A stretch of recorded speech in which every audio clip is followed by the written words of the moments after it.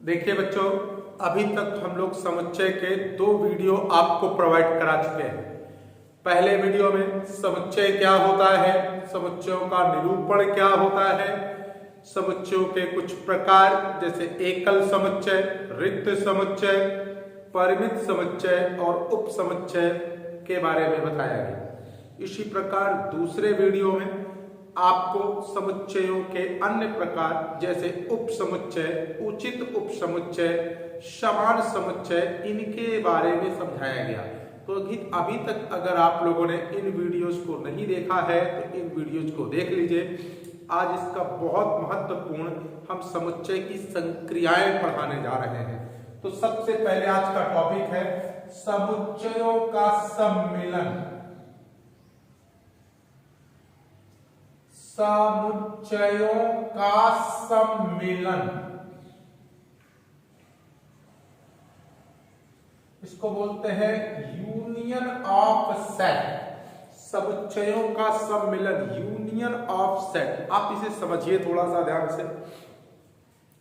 2 या 2 से अधिक समुच्चयों का सम्मिलन एक ऐसा समुच्चय होता है जिसमें उन सभी समुच्चयों के सभी अवयव उपस्थित रहते हैं। याद रखना, सभी अवयव, ऑल एलिमेंट्स आर प्रेजेंट। फिर से 2 या 2 से अधिक समुच्चयों का सम्मिलन एक ऐसा समुच्चय होता है जिसमें उन सभी समुच्चयों के सभी अवयव उपस्थित होते हैं। फॉर एग्जाम्पल 2 समुच्चय ए और बी हैं, तो उनके यूनियन में क्या होगा?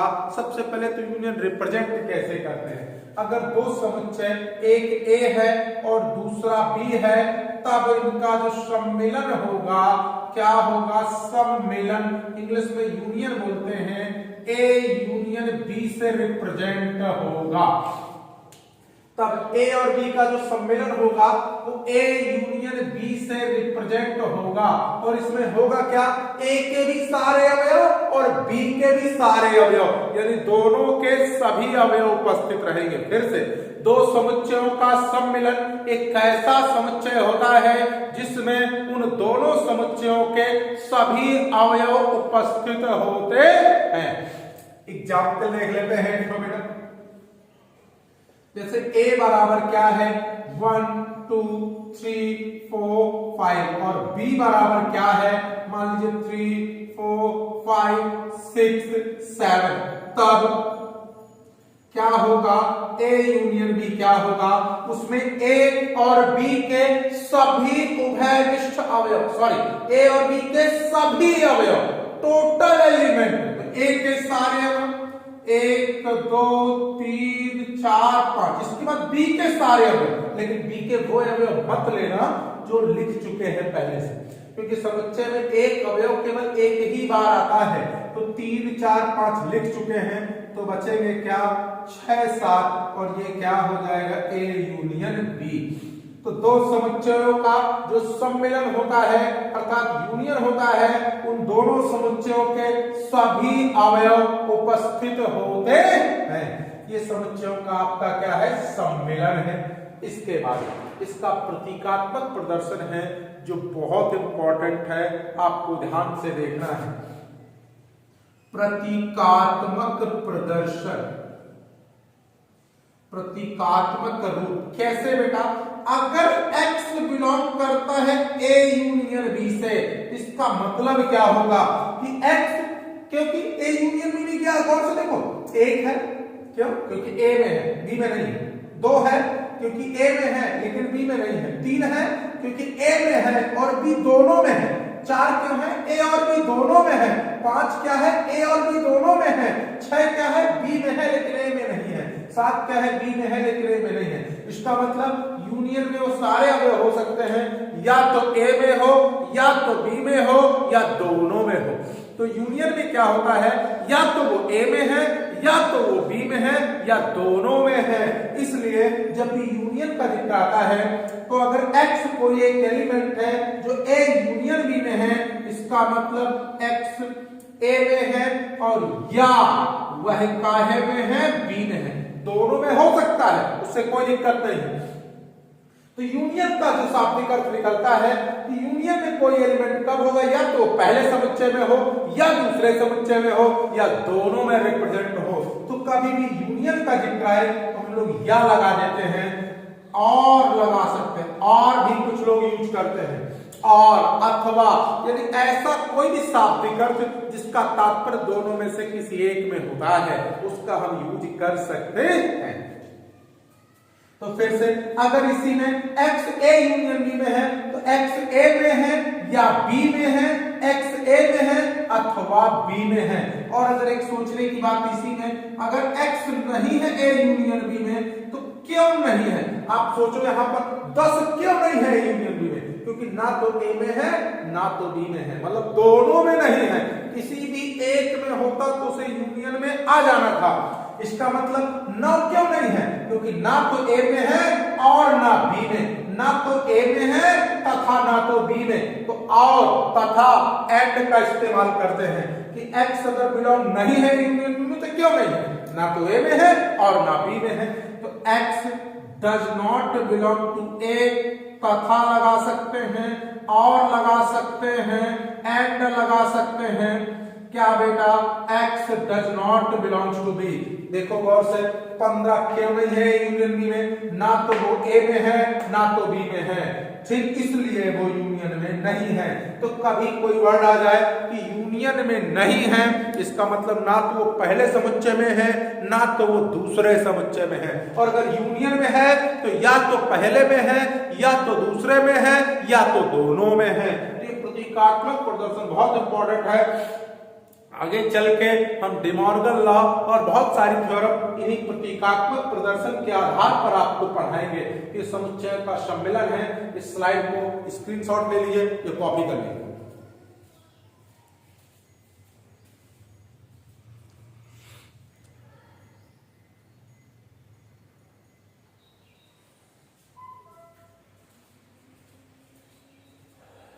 देखिए बच्चों, अभी आप लोगों ने दो समुच्चयों का सम्मिलन पढ़ा।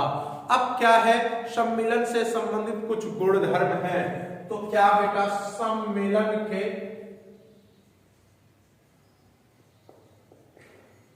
गुणधर्म, कुछ प्रॉपर्टीज पढ़ते हैं हम लोग यूनियन की।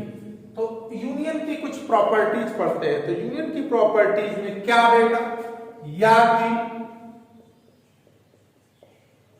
तीन समुच्चय ए कॉमा बी कॉमा सी है तो इसकी जो सबसे पहली प्रॉपर्टी वर्ग सम प्रॉपर्टी,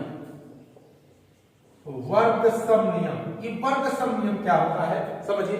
अगर किसी समुच्चय का अपने स्वयं के साथ यूनियन निकालते हैं तो वो स्वयं के बराबर आ जाता है। कहने का मतलब, अगर ए का यूनियन मैं ए से निकालूं तो किसके बराबर आ जाएगा, ए के। बी का यूनियन मैं बी के साथ निकालूं तो उसका मान किसके बराबर होगा, बी के। इसे कहते हैं हम लोग वर्ग सम नियम। यानी किसी समुच्चय का यदि स्वयं के साथ क्या निकाला जाए, यूनियन निकाला जाए तो उसका मान स्वयं के बराबर आता है।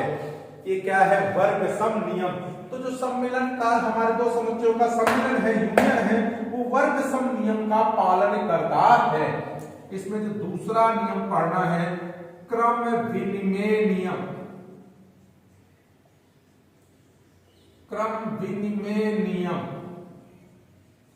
ये क्रम विनिमय नियम क्या होता है कि यदि ए यूनियन बी निकाला जाए तो वो बराबर होगा बी यूनियन ए के। यदि ए का बी के साथ जो यूनियन है वो बी का ए के साथ यूनियन के क्या होता है, बराबर होता है। इसे कहते हैं क्रम विनिमय नियम। अर्थात मेरा जो सम्मिलन है, दो समुच्चयों का सम्मिलन है, वो क्रम विनिमय नियम का पालन करता है। मतलब ए का यू के साथ, ए का बी के साथ यूनियन निकाला जाए वही आएगा जो बी का ए के साथ यूनियन प्राप्त किया जाए।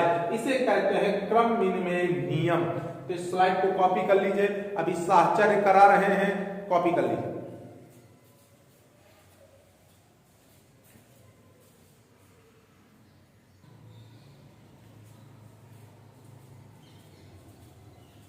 तो देखिए बेटा, हम लोग सम्मिलन की दो प्रॉपर्टी पढ़ चुके, एक क्रम विनिमय और एक वर्ग सम। अब पढ़ते हैं साहचर्य नियम। तो तीसरा नंबर साहचर्य नियम। साहचर्य नियम क्या होता है?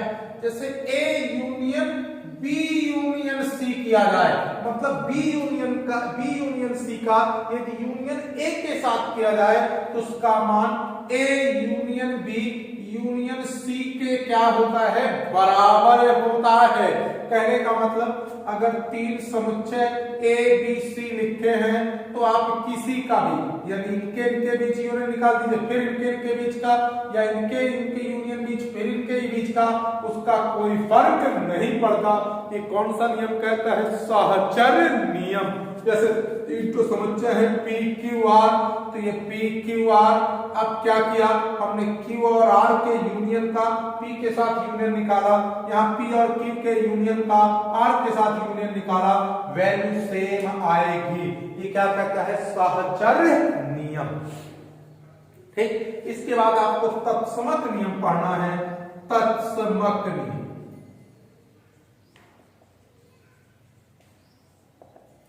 कि अगर A का हम लोग यूनियन फाई के साथ निकालें, यानी किसी समुच्चय का यूनियन अगर रिक्त समुच्चय के साथ निकालें तो उसका मान उस समुच्चय के बराबर आता है। फिर से किसी समुच्चय का यदि फाई के साथ यूनियन निकाला जाए उसकी वैल्यू उस समुच्चय के बराबर आती है। इसी प्रकार अगर मैं A का यूनियन यूनिवर्सल सेट के साथ निकालूं, किसके साथ निकालूं? A का यूनियन यूनिवर्सल सेट के साथ, यानी सार्वत्रिक समुच्चय के साथ निकालूं तो हमेशा यूनिवर्सल सेट प्राप्त होता है। ये आपका कौन सा कहता है? तत्समक नियम। इस स्लाइड को भी कॉपी कर लीजिए।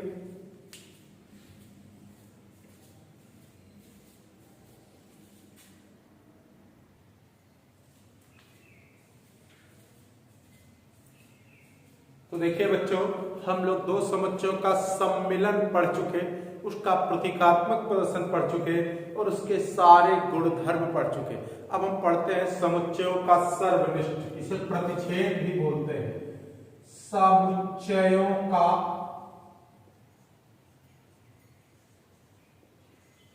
प्रतिच्छेद अथवा सर्वनिष्ठ, इंग्लिश में इंटरसेक्शन बोलते हैं। इंटरसेक्शन ऑफ टू सेट, दो समुच्चयों का सर्वनिष्ठ इंटरसेक्शन। अच्छा, इसको कैसे डिफाइन करेंगे? दो समुच्चयों का सर्वनिष्ठ एक ऐसा समुच्चय होता है जिसमें उन दोनों समुच्चयों के सभी उभयनिष्ठ अवयव उपस्थित होते हैं। याद रखना, सम्मिलन और सर्वनिष्ठ में यही अंतर है। उसमें उन दोनों समुच्चयों के सभी अवयव, इसमें इन दोनों समुच्चयों के सभी उभयनिष्ठ अवयव, केवल कॉमन एलिमेंट, उसमें ऑल एलिमेंट, इसमें ओनली कॉमन एलिमेंट प्रेजेंट होते हैं। तो दो समुच्चयों का सर्वनिष्ठ एक ऐसा समुच्चय होता है जिसमें उन दोनों समुच्चयों के सभी उभयनिष्ठ अवयव उपस्थित होते हैं। और अगर क्या दो समुच्चय A और क्या है B है, तब उनका जो सर्वनिष्ठ है A इंटरसेक्शन B से क्या होता है? रिप्रेजेंट होता है। तो A और B का जो सर्वनिष्ठ है वो A इंटरसेक्शन B से क्या होता है? रिप्रेजेंट होता है। इसका एक एग्जाम्पल देख लेते हैं। जैसे A बराबर वही ले लिया 1 2 3 4 5 और B बराबर 3 4 5 6 7, तब मैं जब इनका A इंटरसेक्शन भी निकालूंगा, यानी A और B का इंटरसेक्शन निकालूंगा, तो वो क्या होगा? दोनों समुच्चयों के, यानी A और B के सभी उभयनिष्ठ अवयव, common element of both set. तो दोनों के उभयनिष्ठ अवयव क्या क्या है? देखिए 3 है, दोनों में 4 है और दोनों में क्या है? 5 है। तो ये इनका इंटरसेक्शन हो जाएगा।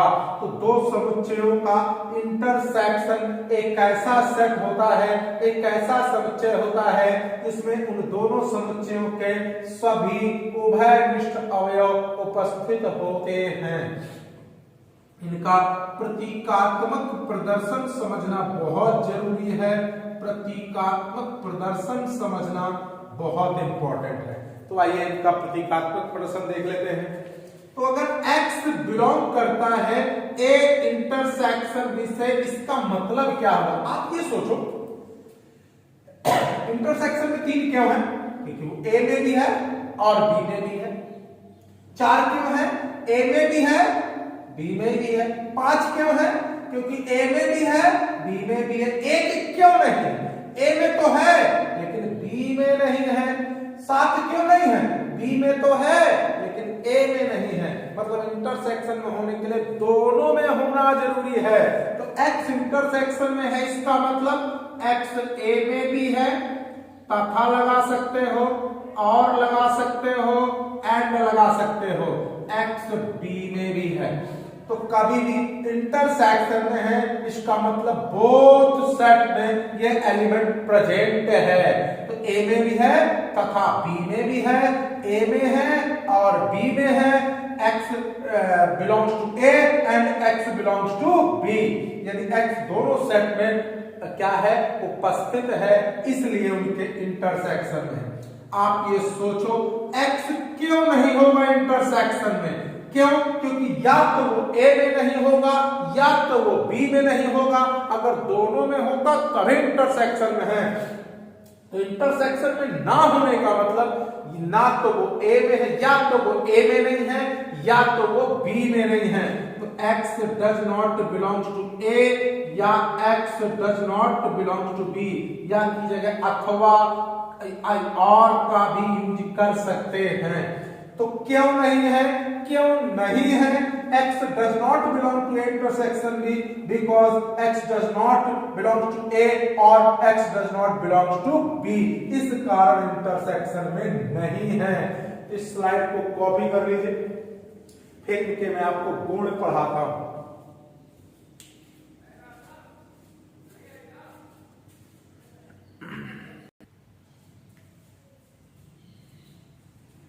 आइए समुच्चयों के प्रतिच्छेद तथा सर्वनिष्ठ के कुछ गुण, कुछ प्रॉपर्टीज को समझते हैं।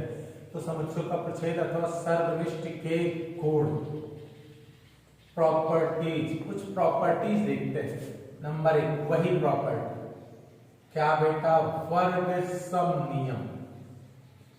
यानी कहने का मतलब कि समुच्चयों का जो सर्वनिष्ठ होता है वर्ग सम नियम का पालन करता है। कहने का मतलब यदि किसी समुच्चय का स्वयं के साथ इंटरसेक्शन निकाला जाए तो वह उसी समुच्चय के बराबर प्राप्त होगा। कहने का मतलब A इंटरसेक्शन A बराबर क्या हो जाएगा? A। इसी प्रकार बेटा क्या दूसरा जो गुण है? क्रम विनिमय नियम। क्रम विनिमय नियम, ये क्रम विनिमय नियम क्या होता है इसको समझ लेते हैं। दो समुच्चयों का सर्वनिष्ठ क्रम विनिमय नियम का पालन करता है। क्रम विनिमय नियम का पालन करता है मतलब A इंटरसेक्शन B बराबर B इंटरसेक्शन A, मतलब A का जो B के साथ इंटरसेक्शन होगा वही B का A के साथ इंटरसेक्शन होगा। अर्थात समुच्चयों का जो सर्वनिष्ठ है इंटरसेक्शन नियम का पालन करता है। मैं इन सभी को डेरिवेट कराऊंगा प्रतीकात्मक प्रदर्शन की सहायता से। थोड़ा सा एक बार अभी हम लोग बेसिक इंफ्रास्ट्रक्चर को समझ लेते हैं, फिर आपको समुच्चय में सारी थ्योरम एक साथ प्रूफ कराऊंगा। थोड़ा सा हम लोग बेसिक इंफ्रास्ट्रक्चर को डेवलप कर लेते हैं आपके। तीसरा समुच्चय देखो बेटा, फिर से तीसरा जरा समझो बेटा, साहचर्य नियम का पालन करता है। किसका बेटा? साहचर्य नियम का पालन करता है। साहचर्य नियम क्या होता है? जैसे A B और C है, A B और C है, तो मैं अगर B इंटरसेक्शन C का A के साथ इंटरसेक्शन निकालूं तो ये वही प्राप्त होगा जो A के साथ इंटरसेक्शन B का फिर C के साथ इंटरसेक्शन निकालो। ये क्या होता है? साहचर्य नियम। B इंटरसेक्शन C का A के साथ इंटरसेक्शन या A इंटरसेक्शन B का C के साथ इंटरसेक्शन, इसमें होता है कोई फर्क नहीं पड़ता। ये कौन सा नियम है? साहचर्य नियम। और चौथा नियम तत्समक नियम। तत्समक नियम, आप जरा देख लीजिए तत्समक नियम क्या होता है, इसको समझ लीजिए। तत्समक नियम क्या होता है कि जैसे मैं ए का इंटरसेक्शन निकालूं फाई के साथ तो हमेशा फाई आएगा। क्यों? इंटरसेक्शन का मतलब होता है जो दोनों भूवनिष्ठ, तो ए में तो बहुत सारे एलिमेंट होंगे लेकिन फाई में कुछ भी नहीं होगा, इसका मतलब इनका इंटरसेक्शन क्या होगा? फाई, क्योंकि कोई भूवनिष्ठ नहीं होगा। इसी प्रकार अगर ए का इंटरसेक्शन यू के साथ निकालूं तो हमेशा ए आएगा, क्योंकि इंटरसेक्शन दोनों को भूवनिष्ठ है। तो यू में तो यूनिवर्सल है, बहुत सारे सेट होंगे, अब एलिमेंट होंगे, लेकिन ए में एक के अवयव होंगे, तो दोनों में भूवनिष्ठ क्या होगा? एक है एलिमेंट। ये तत्समक नियम हो गया। एक और पढ़ना है आपको, बंटन नियम, तो इसको कॉपी कर लीजिए, फिर मैं आपको बंटन नियम कराऊंगा।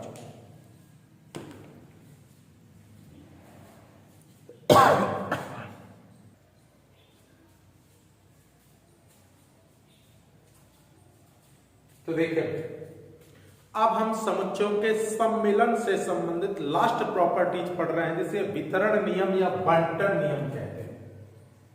कौन सा नियम? वितरण नियम या बंटन नियम, हम लोग इसे पढ़ेंगे। ये क्या होता है?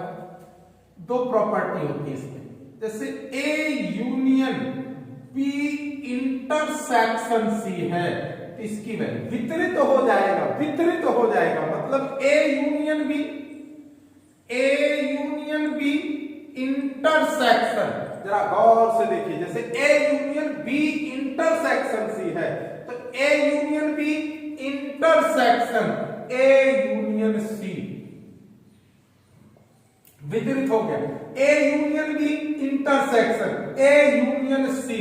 इसी में दूसरा है, मान लीजिए A intersection B union C है, तो ये भी क्या? A intersection B union A intersection C. ये क्या होता है? वितरण नियम या बंटन नियम। यदि कोई समुच्चय इन दो में वितरित हो जाता है, वितरण नियम या बंटन नियम। तो आज आप क्या क्या पढ़ चुके?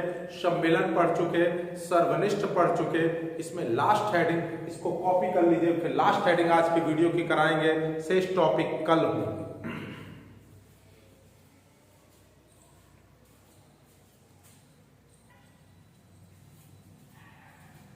चलिए देखिए अगली हेडिंग है विसंगीत समुच्चय। इसी को बोलते हैं असंयुक्त समुच्चय।